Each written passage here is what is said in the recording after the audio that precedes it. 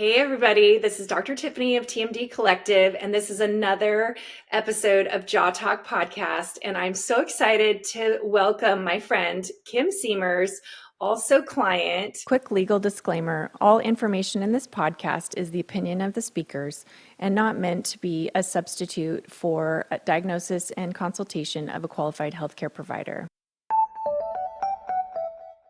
So it's been 2 years since you and I recorded basically the first podcast episode. Well, I was like number one, you were number two.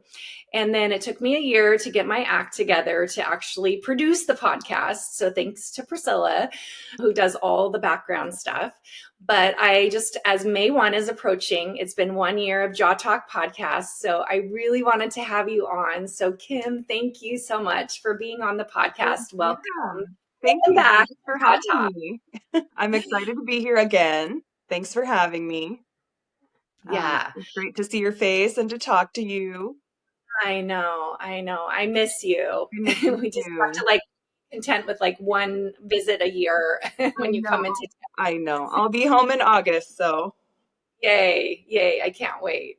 Well, tell our audience, if it's okay if I share this, you were my TMJ client. You were kind of one of the OG people back before I started TMD Collective. And you were actually very instrumental in encouraging me to get out there, start my own practice, start my own thing, and, kind of just share with our audience, a little bit about your story with your TMJ and kind of how it's going. Sure. So like we talked about in my original episode, I kept going to different specialists because I thought there was something wrong with my ears and my sinuses, and I couldn't figure out why I had, neck pain, ear pain, sinus pain. And I went through like a handful of ear, nose, and throat doctors that also didn't know. And then I got with Dr. Edmund. He's wonderful, wonderful doctor. No, and he did some more in-depth imaging. He took, instead of just doing x-rays and sort of leaving me with no answer, he did a full 360 CT. And he looked me dead in the face and said, "Have you ever been referred to or talked to anyone about TMD?" And I said, "I don't even know what that is, sir. Does that have something to do with my ears? Like, what are you talking about?" So he started to explain to me that he thought, there was a breakdown in the joint of my jaw on either side, and that I needed to see a specialist. And this is the first time I think what was I, maybe 31, 32, when he finally was like, "This is, I think, what's causing the issue. And I think that you need to go see someone, and I have a referral for you." And that referral was, of course, you. And it was honestly like the best thing in hindsight that he could have ever done for me. That I think that any provider could have done for me with that issue, because I had suffered for years, and like right before I had my son, I was scheduled to go do allergy testing because my sinuses had they'd gotten so bad. And then, I was pregnant. So they were like, "Well, come back after you have the baby, because we really don't encourage pregnant women to do this testing." And so then I thought, I'm going to try a new ENT. So I went to another ENT before Dr. Edmund, and that didn't work out. So then when I finally found him, I feel like it was kismet. He gave me a referral. We met in your office. You taught me some really good exercises to try, and then you did my first round of masseter Botox. And that was, an absolute game changer. I think a lot of people who have TMD, they don't even realize some of the things that they do that are contributing to their pain. And for me, that was a lot of clinching, which, those injections were of absolute importance to me because the clinching was so strong. And I think that without that Botox, I would have continued to do that. And it was one of the first things you said to me, like, "This is worth considering. We should really get into this, because I think that's probably what's going on."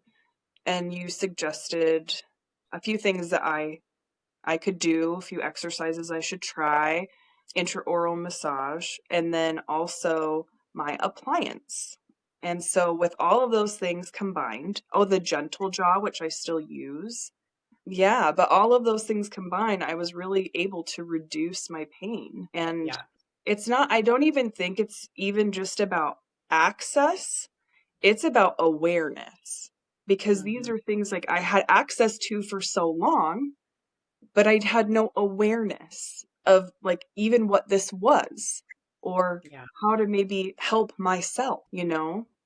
So Yeah. it's been life-changing to have you around, you know? Thank you. Mhm. Well, there's been a lot of hate right now on the internet about Botox for TMJ. And, one of the things that I really advocate for is a comprehensive exam plus modern imaging. In your case, we had done an MRI of your TM joints. We knew about your disc situation and your condition. And so, when you're given all of those different options, for a lot of times, some of the options aren't available for people. And so, Botox is a tool in the toolbox.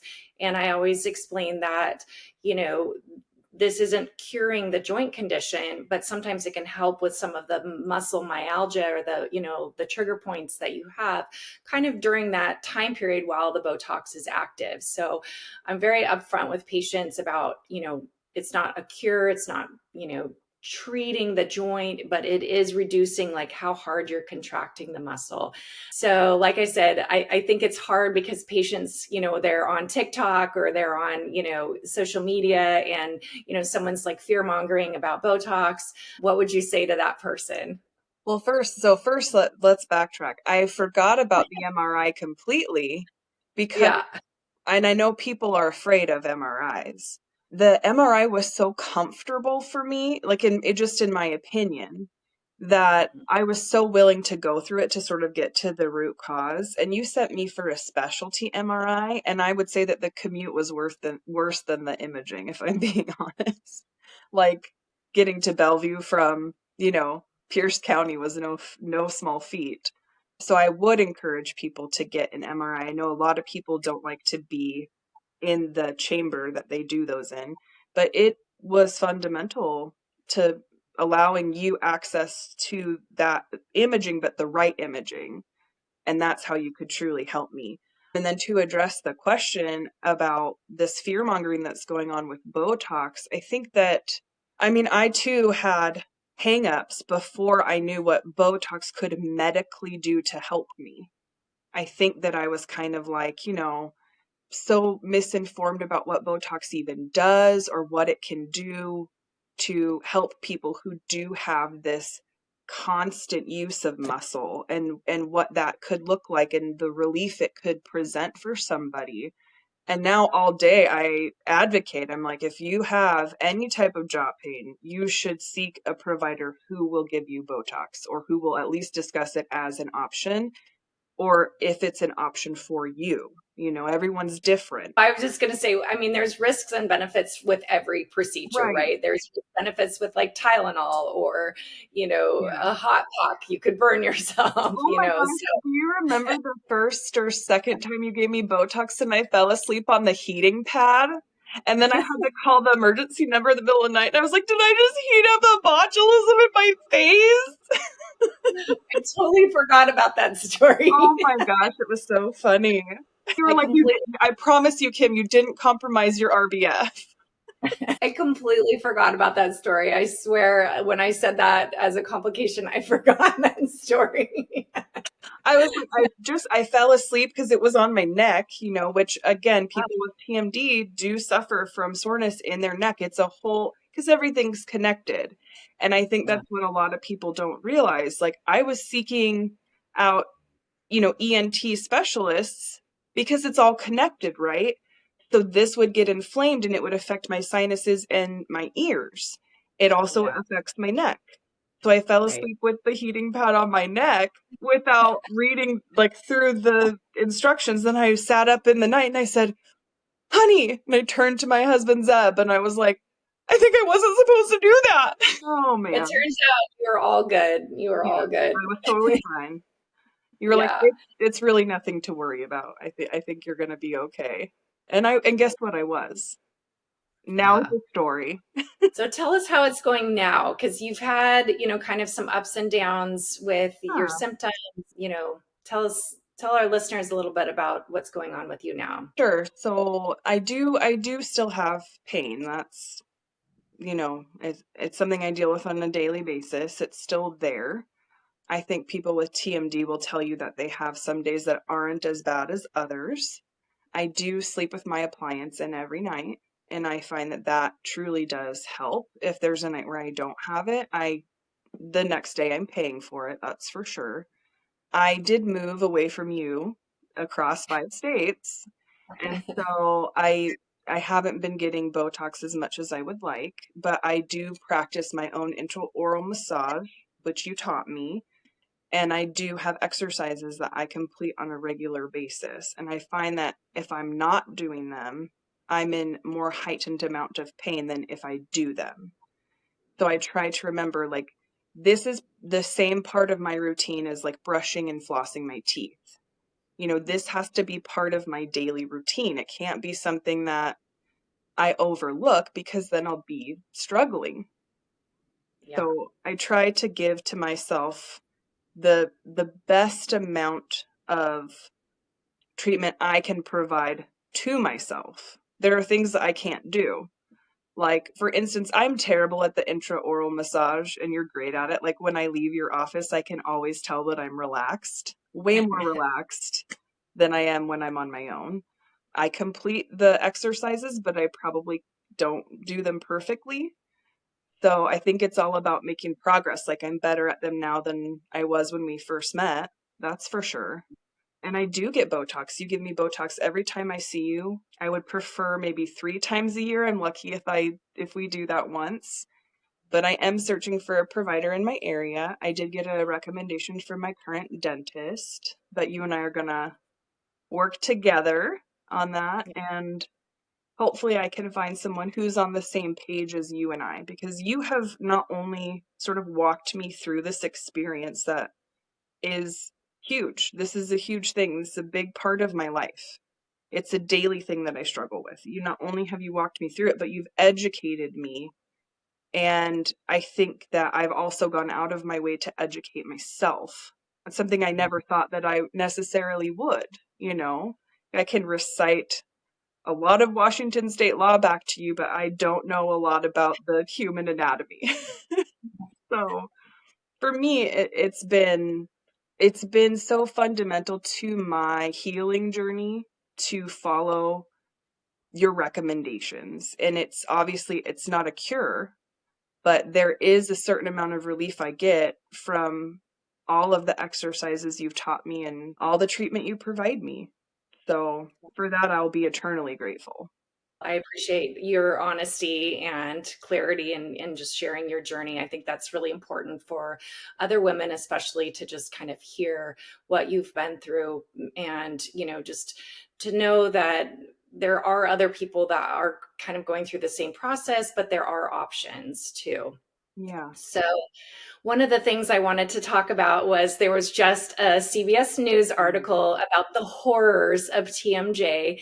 And it was really basically like the gist of the article was like, you should just do nothing because, well, first it was like, kind of like fear mongering in my opinion about TMJ surgery, which TMJ surgery I think has gotten a lot of bad press through, the 80s and the 90s because they were trying different things to replace the disc, and some of those things were not so great, and so there was revisions that, and I think also, the news always shows these pictures of, people that have maybe had like a total joint replacement, that they're like half robot, like their metal mouth, or it's just like seems scary.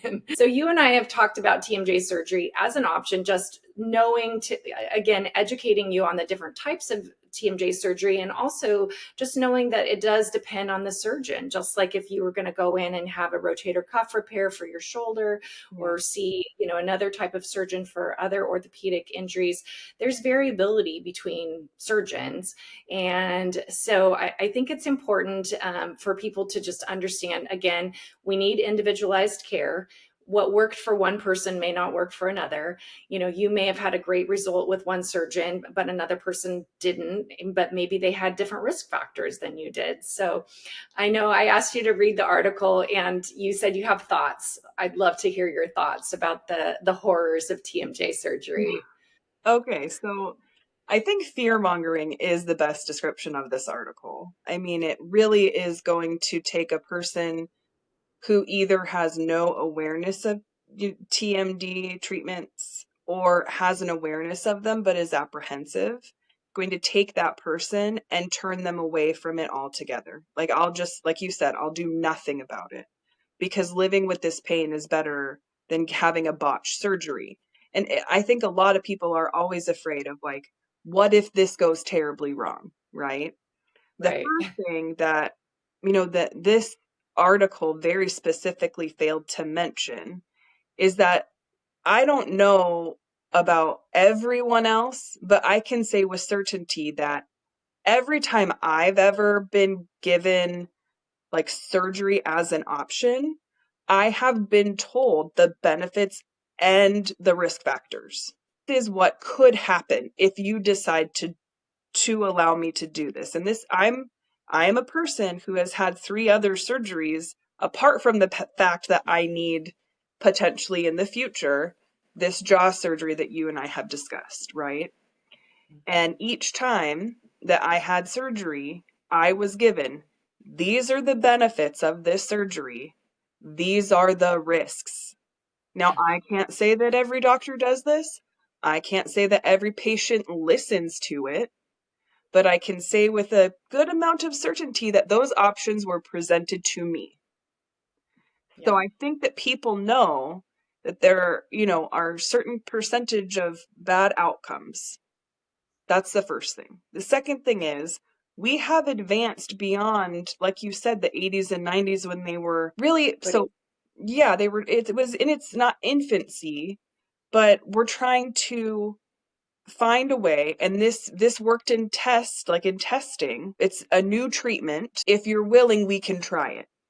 That's how I very much view it. But it sort of painted it like, every surgeon in TMD is going to fail you. There's no point in you going through with any type of treatment whatsoever, and I didn't even see like more common, there wasn't much discussed about more common treatment modalities, which I thought was kind of disturbing, honestly, because again, it takes that awareness down a notch.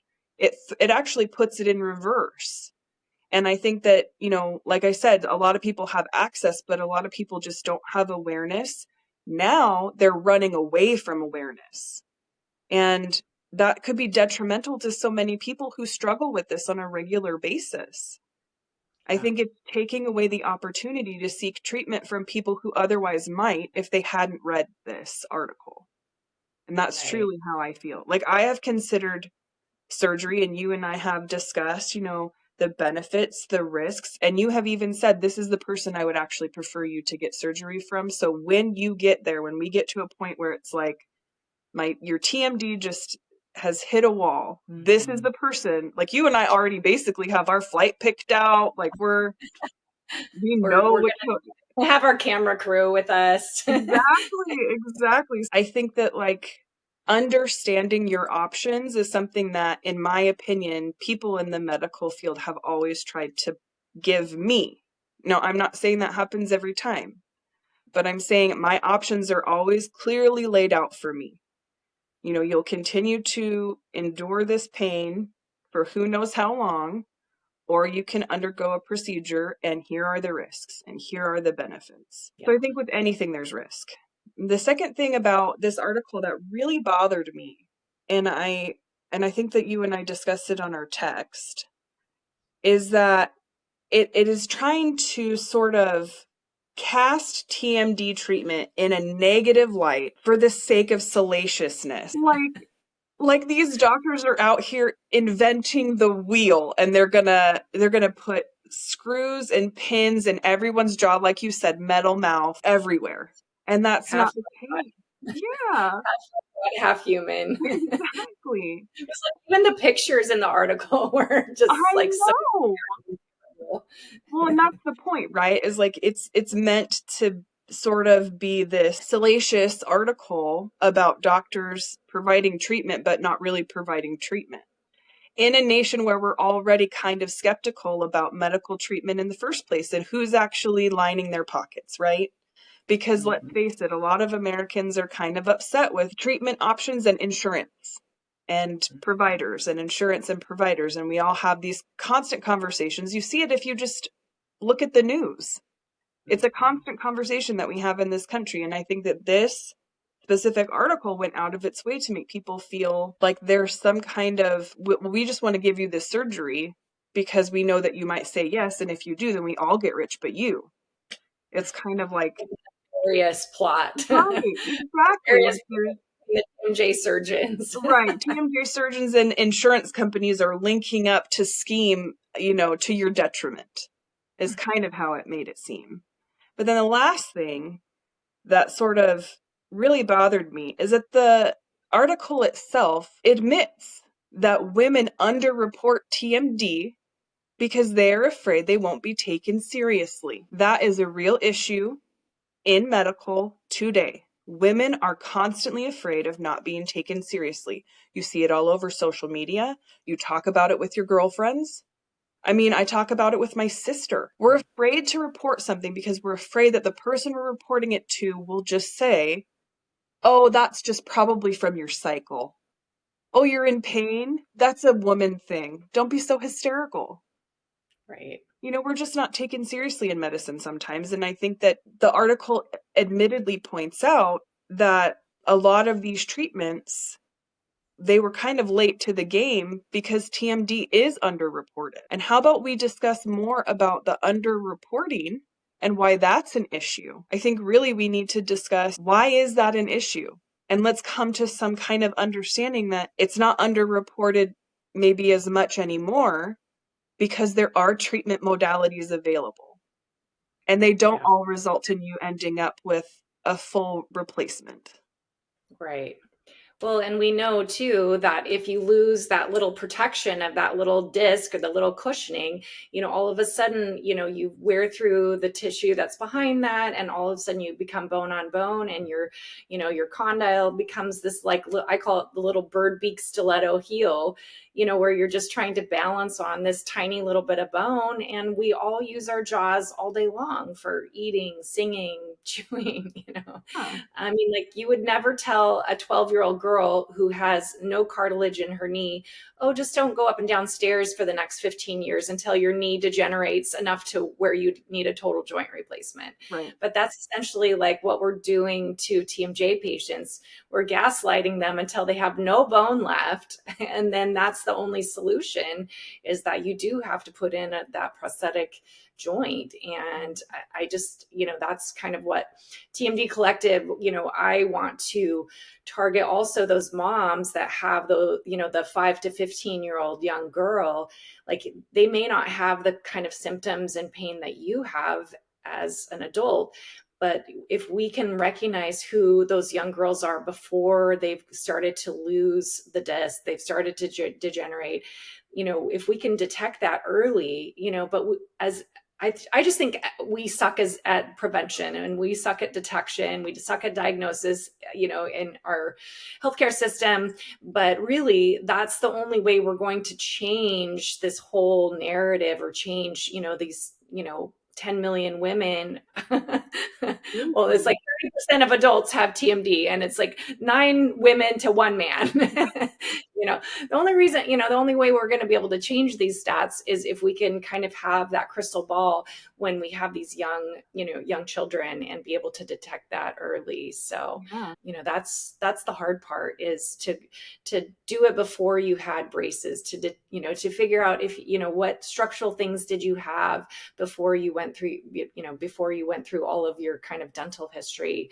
And that's, honestly, it's a hard sell for people. But, if we're already in young children, I mean, I have young girls as young as 7 who have dislocated discs, and, trying to convince the parent, like, hey, when you lose that disc, it's not a health neutral position, because what it does is it makes the jaw go back further. So, the jaw becomes closer to the airway space, more likely to have sleep related breathing disorders, or, predisposes you to like all kinds of things that are just not health neutral. And so, unfortunately, we do have kind of this like tiered medical system where, if you can afford your MRI, then, you can get it. But if you can't, you're just like out of luck. Right.